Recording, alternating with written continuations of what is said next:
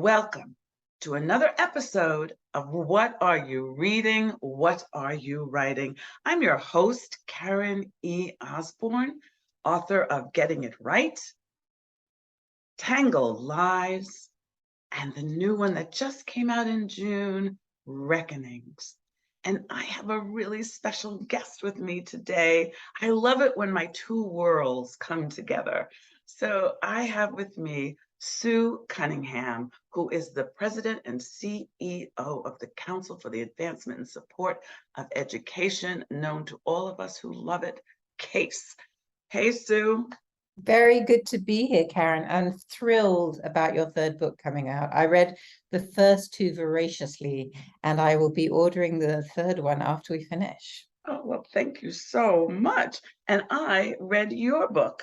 I was so honored to have a chance to read it. It hasn't come out yet, but I had the pleasure of reading an early manuscript. And here's what I wrote about it. I wrote a review. So I'm going to share that with you.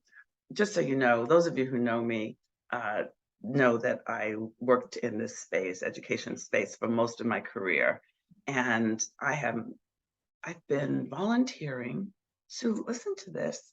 Next year will be my 40th year of volunteering for CASE. Wow. And I don't think I ever skipped a year. You're magnificent. Thank you. So here's what I wrote about the magnificent book that Sue wrote. What a joy to listen, with quotes, because I'm reading, to thought leaders from around the world talk about the advancement profession, our ethics, leadership, evolution, challenges, and solutions, most importantly. It'll get you thinking and acting and spur strategic conversations within your institutions. You will want to return to it over time, and each read will give you new insights and help you elevate our profession and do your best work. And that was heartfelt when I wrote it. So let's start though, because there are people who watch the show who are fundraisers and in development, but they're not in the education space. So what is CASE? Well, thank you, Karen, and thank you. I mean, 40 years is pretty amazing, and it speaks to how much CASE is fortunate in having volunteers around the world who do so much for the organization. But in essence, CASE is the professional organization for people who work in educational advancement. And when we talk about educational advancement, we talk about integrated advancement. So alumni relations, communications, marketing, advancement services, fundraising, and sometimes areas like admissions, for example, are also included. But it's really thinking about all of the aspects of professionals working in an institution who are responsible for the external relations for advancing the institution. And of course, that goes much deeper than those professionals to the institutional leadership, trustees, academics, students, and so on. So it's an incredibly exciting career, which I had the great fortune to be part of, and CASE supports the profession in many different ways. Really does. And Sue has been a volunteer herself, which was one of the things we were so excited when she became president, because she was one of us, and we were thrilled. We were thrilled about that. Oh, okay, so you're running this big international organization. You've got all these people, you've got every kind of stress going on, and you thought, maybe I should write a book. And I have a few moments over here. Tell us what inspired Global Exchange, Dialogues to Advance Education. I think in a way, the book is a metaphor for CASE. I mean, when I think about my journey professionally, and my journey from the moment I started working in the educational sector, I was at St Andrews University as a director of external relations. I was at Oxford University as director of development, and then at the University of Melbourne in Australia as vice president for advancement. From the very get-go, and I came from a different sector, I came from arts and culture, I knew I didn't know very much, and someone introduced me to CASE. And CASE became the place I could go to learn and increasingly become involved and engaged, as have you, Karen, as a volunteer. And one of the amazing things about CASE, because we have members in 80 countries, we have offices across 4 continents and staff and volunteers working all over the world, there are these remarkably wise people, such as the one I'm talking to right now, in different parts of the globe, who, when we bring them together for conversations in podcasts, in conferences, in volunteer groups to get things done or to conceive where we're headed, there's just such energy and brilliance and expertise. And my firm belief is that no part of the world has a monopoly on good ideas. And so really what the book was doing was taking what we frequently do at conferences of having discussions amongst amazing people and putting it in a place that people can revisit. It's sort of like opening the curtain on the stage and it being there on your desk, on your bookshelf to return to hear the voices, to be part of those conversations. And that, for me, that was what inspired it. Yeah. And it is such a metaphor for CASE. You're exactly right, because that's what we do. That's what we do. And one of the things I loved about the book was you really did feel like you were listening in on one of those conversations that we're having a glass of wine and talking about the future of our profession, and you captured it on the page. So so many of the people who watch this show, we have many readers, but we also have writers who watch it. And first of all, congratulations that you finished it. I can't tell you how many writers don't finish their books. That I meet people and they say, oh, I've got this manuscript. So congratulations on that. What was your process like of actually getting to the place where you finished a book? Well, thank you. And there was certainly a hiatus. This project began before the wonderful pandemic arrived, and the process was multiple. One was about determining what the key areas were that I thought it was important were included in the book, and consulting with colleagues and really teasing out what we thought the 10 chapters would be. And then importantly, identifying people who it would be good to bring around the virtual table to have conversations, which we created the questions, and then I moderated these conversations and interjected and was both part of them and listening to them. And I was very adamant that these conversations needed to be with people from different parts of the globe. So we were very conscious in that. And we would invite people to spend an hour and a half together and have those conversations. And then, of course, there was a big process of transcribing and looking at what came out and refining and developing, and then providing an introduction and a conclusion and some interjections throughout as well. And of course, in these conversations, because I was so determined that we had voices from everywhere, for some people, they were talking at midnight. For others, it was 3 in the morning. Well, I'm not sure there was any quite that bad, but it was, and people were incredibly generous with their time and participation in the conversations. I remember one of our speakers who came on the call, said that she was sitting at home. She wasn't in the office that day because she had COVID, but fortunately she wasn't too poorly with COVID. So just incredible engagement and participation. But I have to say, going through this journey for the first time, I hadn't appreciated or understood the number of different elements of this, from the copy editing to now looking at page proofs to all of the above, and looking at the copy editing and thinking, why did they change my words? My words were perfectly good enough. And it's a learning experience, but I'm just amazed at how many people it takes to get a book from concept to publication. Yes. Yes. You mentioned something earlier. You said you're so pleased with the generosity of our profession. And I really do feel that I have been blessed with 2 professions of the most incredibly generous people. CASE has always been a just advancement. We've always helped each other. We've always been generous, always stepping up. Somebody has a question, somebody, oh, you got that grant? Can I read the proposal? Yes, of course you can read the, we've been so good. And now I'm in a profession as a writer, and I find people equally generous. It's just, I'm just a most fortunate woman. So as you were um, interviewing these folks, was there something that surprised you that you heard?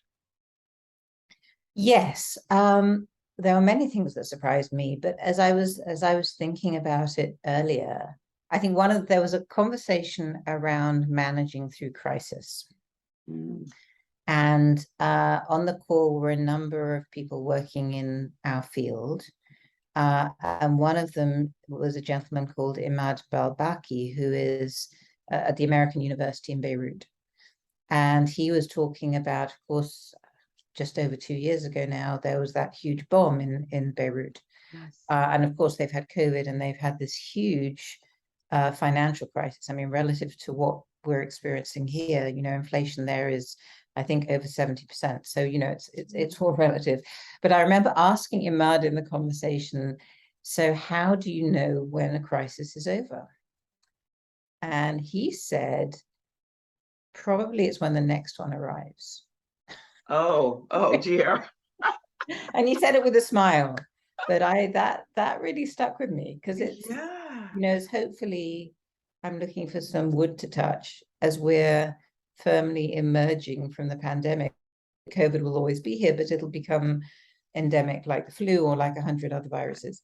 But when we actually sort of check the box and say, okay, this is done, we're moving, it's Something else. very thought-provoking. Yes, yes. Was there something that somebody said that gave you hope and joy that really stuck with you? So another conversation where I was talking to a group of leaders uh, about collaboration in our work. Mm. And we know how important it is within schools and colleges and universities that people work across teams and across barriers or departments. But increasingly, I think we're seeing, particularly in the world of philanthropic engagement and in external engagement more broadly, the importance of partnership. So we're seeing some really significant acts of philanthropy, for example, that have many institutions coming together to deliver on these things, and some of the outcomes are incredibly inspiring. And Anna Marie Kelsey, who is the president of the University of Washington, used a phrase which I loved, which is giving serendipity a push. So Oh, how do we take a set of yes. circumstances and seek to orchestrate them in a way that maximizes the opportunity? Giving serendipity a push. What a beautiful phrase. Yes, that says a lot. There's so many things in there that it says. So when someone finishes reading, one of the things that struck me was that this wasn't a book that okay, I'm done with it, and you put it down. That it's one that it is thought provoking and it does make you think. What did you want your readers to come away with? It's a really interesting question. I think part of me, as you describe, it may be that people read it from cover to cover, or it may be that people dip in and out of it. But as in the way you express it, my hope would be that people see this as a resource to go to. We've all I've been to many of your inspiring talks, Karen, and when I'm in the room, I am absolutely absorbed, and I leave the room, and an hour later, 5 hours later, a day later, maybe I can remember 3 really inspiring things from it.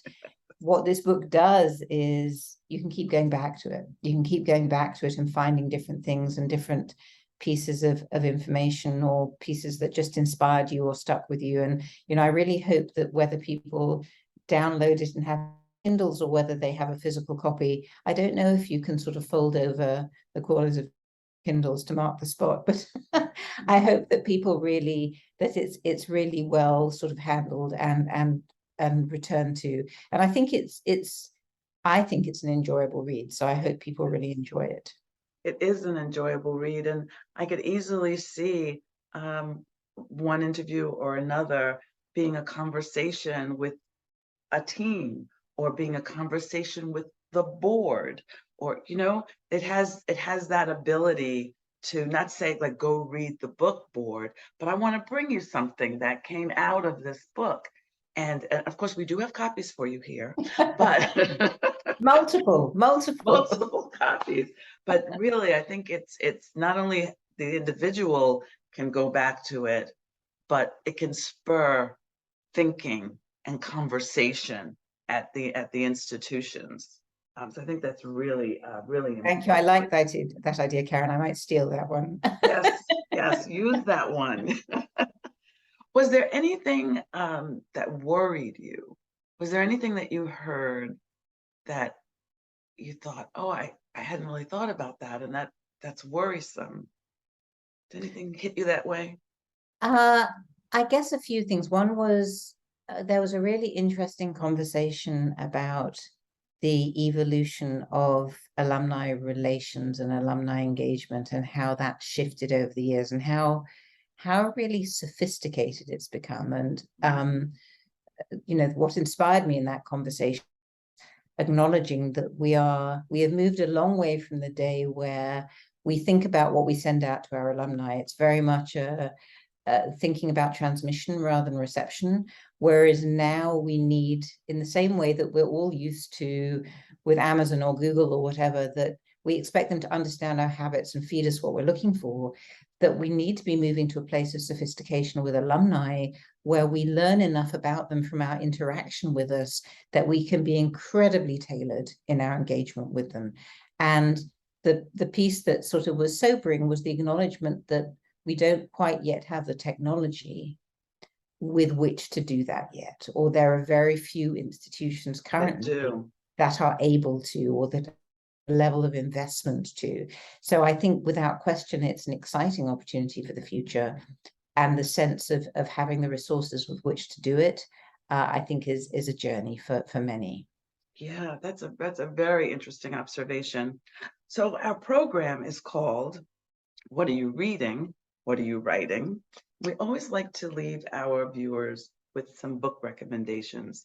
Could be on leadership, anything that's related to or it could be something totally different that you recently read and enjoyed. So I reflect on a couple of books I've recently enjoyed. I've just had the immense fortune of being on vacation, which for me is a wonderful time to actually begin a book and be able to finish them. And one of the books that was actually given to me by someone I met through Case, someone called Karen Napier, who now runs an organization in the UK that encourages reading. And so when she gave me the book, there was a card in it, which is, once you've finished reading this, please leave it for somebody else to enjoy. And it's called The Love Songs of W.E.B. Du Bois by Honoré Fanon Jeffers.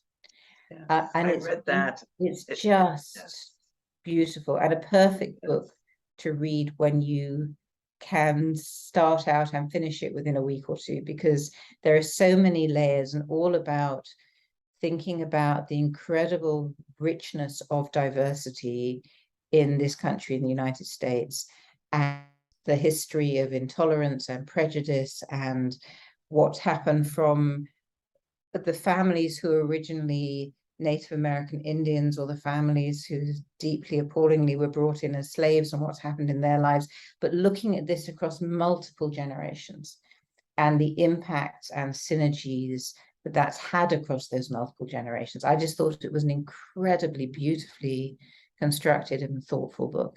And the other one I'd reference, which was again recommended to me by somebody I know through Case, who works at a university in Australia, is called The Dictionary of Lost Words by Pip Williams, which is beautifully written, also, and very, very different subject, but it's about the creation of the Oxford English Dictionary, and about the daughter of one of the key people doing it, who at the beginning of the book is sitting under the table as they're all working every day on the book, picking up the lost words that get dropped by accident and she finds beneath the table.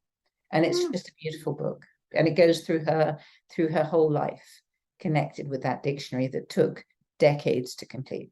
Oh my goodness. Well, you've just, one of the downsides and upsides of doing this show is that my to read pile just keeps getting higher and higher. Fortunately, I read one of the books you recommended, but I hadn't heard of the other, so I have to check that out. And what did you think of the Love Songs of W.E.B. I Du thought it Bois? was amazing, an amazing, amazing book, and um, it's I have to make decisions about what I own physically, because the space gets filled and filled and filled, and so I had downloaded it, but I really want to. I really, it's one of those books that I think needs to be held. And read again and again, because there are so Exactly. many layers, so many layers. Exactly.